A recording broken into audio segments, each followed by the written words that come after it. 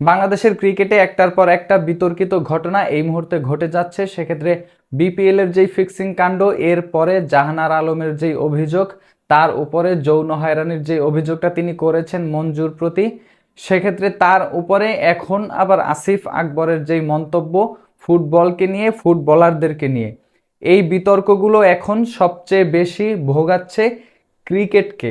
সেক্ষেত্রে বিসিবির যেই দায়িত্বটা নেওয়া উচিত ছিল এই মুহূর্তে এই সকল ইস্যু নিয়ে, সেটা কি আদৌ বিসিবি নিচ্ছে কিনা, এবং এই সকল বিতর্ক নিয়ে বিশেষ করে আসিফ আকবরের এই মন্তব্যকে নিয়ে আজকে বেশি কাটাছেঁড়া করব এই ভিডিওতে। আসিফ আকবর বাংলাদেশের বিনোদন জগতের একটা প্রতিষ্ঠিত নাম। সঙ্গীত শিল্পী হিসেবে তার যেই সুনাম, সুখ্যাতি, তার ডাক নাম সবারই জানা এই নামটা। সেক্ষেত্রে সেই সঙ্গীত শিল্পী থেকে কিভাবে বিসিবির দায়িত্বে, ক্রিকেটের দায়িত্বে আসেন, সেই বিষয়টা আরেক পাশে রেখে আসিফ আকবর এখন বিসিবির একজন কর্মকর্তা, সেই বিষয়টাকেই সামনে আনা যাক। সেক্ষেত্রে তার যে মন্তব্য ফুটবলকে নিয়ে, ফুটবলারদেরকে নিয়ে, এই বিষয়টা এই মুহূর্তে সবচেয়ে বেশি বিতর্কিত।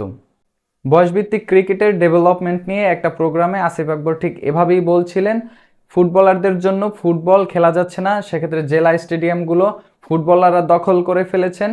সেই পিচগুলো, ক্রিকেটের যেই পিচগুলো, এগুলো আসলে ফুটবলাররা নষ্ট করে ফেলেন, তাদের জন্য খেলা যাচ্ছে না। সেক্ষেত্রে ক্রিকেট একটা ভদ্রলোকের খেলা এবং ফুটবল যেটা শুরু হয় মিথ্যা থেকে, সেক্ষেত্রে তিনি ফুটবলারদেরকে মিথ্যুক বানিয়ে ফেলেছেন এবং ফুটবলকে আসলে রাগের খেলা, সেক্ষেত্রে মিথ্যার খেলা, এরকমের ভাবেই তিনি আখ্যায়িত করেছেন।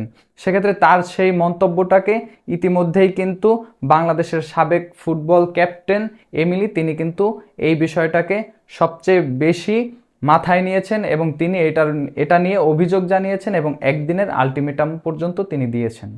আসিফ আকবর এরকমেরও বলেছেন, ফুটবলে যখন একটা ফাউল কিংবা একটা কর্নার হয়, সেক্ষেত্রে ফুটবলাররা তর্কে বিতর্কে জড়ান, মিথ্যার আশ্রয় নেন।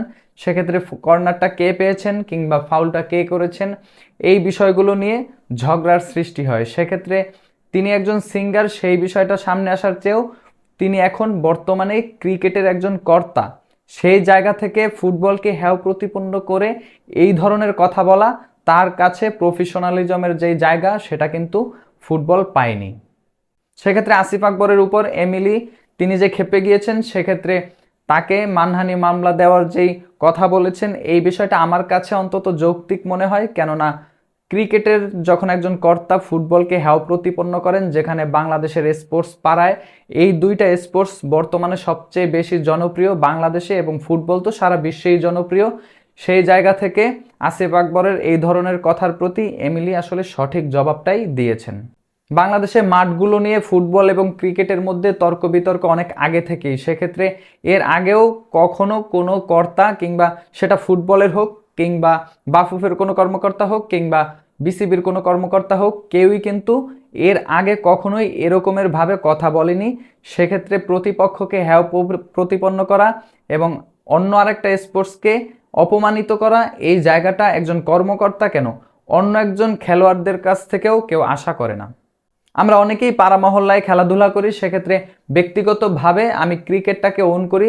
দুইটা খেলার জন্য আমাকে যদি বলা হয় ক্রিকেট অথবা ফুটবল, সেক্ষেত্রে আমি অন্তত খেলার জন্য ক্রিকেটটাকে বেছে নেব, তবে দেখার জন্য আমি ফুটবলটাকেই বেছে নেব। সেক্ষেত্রে ক্রিকেটটাকে ওন করার জায়গা থেকেও আমার কাছে আসিফ আকবরের এই মন্তব্যটাকে দৃষ্টিকটু মনে হয়েছে। কেননা ফুটবল এই মুহূর্তে বাংলাদেশের ক্রেজ, যেখানে হামজা সমিতরা এসেছেন, বাফুফের যেই মার্কেটিং প্ল্যান বলেন, আপনি যেটাই বলেন, বাংলাদেশের ফুটবলের ডেভেলপমেন্ট বলেন, সামনের দিকে এগিয়ে যাওয়া বলেন, সব কিছুই এখন বাংলাদেশে টপ নচ। এই মুহূর্তে বাংলাদেশে ফুটবলের হাইপটাই বেশি। সেক্ষেত্রে ভক্তদের এই মন্তব্যটা ভক্তদের কাছেও দৃষ্টিকটুই লাগে। এই মুহূর্তে বাংলাদেশি ফুটবলের ক্রেজটাই বেশি, দর্শকদের উন্মাদনার জায়গা। এই মুহূর্তে ফুটবল ক্রিকেটের চেয়ে ফুটবলের হাইপ এবং দর্শকের যে সমর্থন, ফুটবলটাই বেশি। সেটা আপনি মানেন কিংবা না মানেন, ঠিক সেই মুহূর্তে দাঁড়িয়ে আসিফ আকবর একজন বিসিবির কর্মকর্তা হয়ে এই ধরনের মন্তব্য করেন এবং আমিনুল ইসলাম বুলবুল তিনি যখন হাততালি দেন, এই বিষয়টা তিনি যে সমর্থন করছেন সেটাই কিন্তু তার হাততালিতে মিন করে।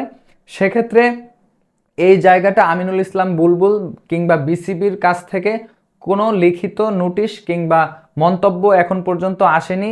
এটা যে ভুল হয়েছে কিংবা এই মন্তব্য করা আসিফ আকবরের ঠিক হয়নি, তার ব্যক্তিগত জায়গা থেকেও হয়নি মন্তব্য, কিংবা বিসিবির কাছ থেকেও এরকমের মন্তব্য এখন পর্যন্ত কেউ করেনি। তবে আসিফ আকবরের ফুটবলকে নিয়ে এরকমের মন্তব্য সেটা কিন্তু অন্য একটা দিকেও ইঙ্গিত করে, কেননা ইতিমধ্যেই আমরা জানি জাহানারা আলম তিনি কিন্তু মঞ্জুকে নিয়ে যেই যৌন হয়রানির অভিযোগ করেছেন তার প্রতি, সেই বিষয়টা কিন্তু এখন বিসিবির সবচেয়ে ইমেজের জায়গা এবং বিসিবি চাইবে এই ইমেজটা নষ্ট না হোক তাদের।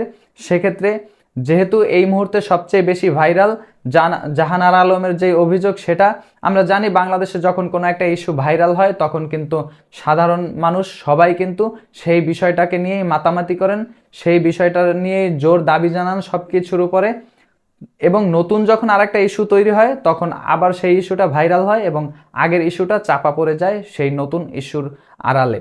সেক্ষেত্রে আসিফ আকবর বিসিবির কর্মকর্তা হয়ে সেই সুযোগটা নিয়েছেন কিনা সেটাও কিন্তু অনেকে কথা বলছেন, যে যদি তিনি এরকমের মন্তব্য করেন তখন তার বিষয়টাই ভাইরাল হবে এবং ইতিমধ্যেই কিন্তু 15 দিনের যে সময় নেওয়া তার জাহানারা আলমের যে অভিযোগ, সেই অভিযোগের তদন্তের জন্য 15 দিনের সময় নিয়েছে বিসিবি, এবং এই মুহূর্তে যদি আরও 2-3টা ইস্যু তৈরি হয় সেক্ষেত্রে জাহানারা আলমের সেই ইস্যুটা চাপা পড়ে যাবে। এরকমের আশ্রয় নিয়েছেন কিনা আসিফ আকবর, এটা কিন্তু এই মুহূর্তে অনেকেরই প্রশ্ন। বিপিএল এর ফিক্সিং কাণ্ড ধামাচাপা দেওয়া হোক কিংবা জাহানারা আলমের যে যৌন হয়রানির অভিযোগ এটাকে চাপা দেওয়ার জন্য হোক, আসিফ আকবর ফুটবলকে নিয়ে যে মন্তব্য করে ফেলেছেন সেই বিষয়টাকে তিনি কিভাবে ফিরাবেন সেক্ষেত্রে তার বিবৃতি দরকার এই মুহূর্তে।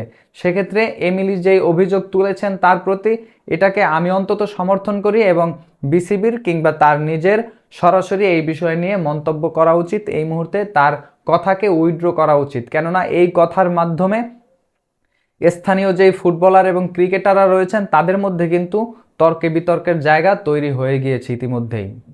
তবে আমি অন্তত আশা করব আসিফ আকবরের এই মন্তব্যের দ্বারা স্থানীয় ফুটবলাররা এবং ক্রিকেটাররা প্রভাবিত না হোক, তাদের মধ্যে যেই সম্প্রীতি বজায় থাকুক সেইটাই আমি এখন এই মুহূর্তে চাইব।